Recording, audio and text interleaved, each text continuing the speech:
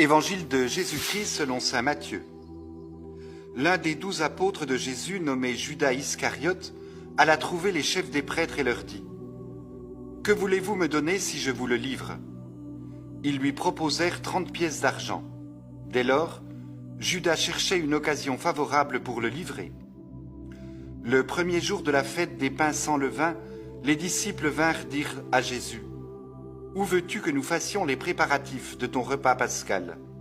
Il leur dit : « Allez à la ville, chez un tel, et dites-lui : le maître te fait dire : mon temps est proche, c'est chez toi que je veux célébrer la Pâque avec mes disciples. » Les disciples firent ce que Jésus leur avait prescrit et ils préparèrent la Pâque.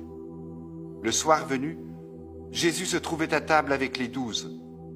Pendant le repas, il leur déclara : « Amen, je vous le dis, l'un de vous va me livrer. » Profondément attristés, ils se mirent à lui demander l'un après l'autre : « Serait-ce moi, Seigneur ?»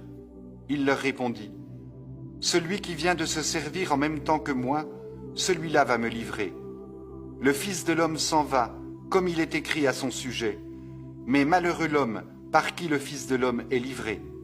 Il vaudrait mieux que cet homme-là ne soit pas né. » Judas, celui qui le livrait, prit la parole. « Rabbi, serait-ce moi ?» Jésus lui répondit : « C'est toi qui l'as dit. »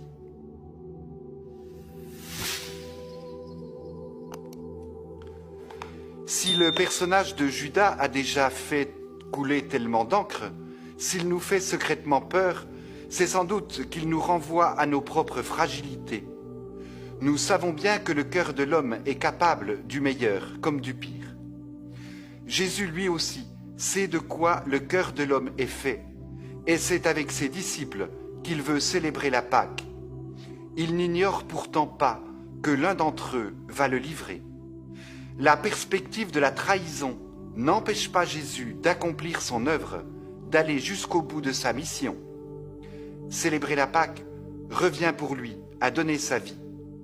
Au cours de ce dernier repas qui commence, il va prendre le pain, le bénir, le rompre et le donner à ses disciples en leur disant : « Ceci est mon corps, livré pour vous. » De même avec la coupe. Le pain rompu le soir du jeudi saint et le corps rompu sur la croix le vendredi saint. Le sang donné au cours du repas pascal et le sang qui sera répandu le lendemain pour la multitude. Geste tout à la fois prophétique et admirable, qui montre que Jésus consent pleinement à donner sa vie et à faire du don de sa vie un mémorial. Participer à l'Eucharistie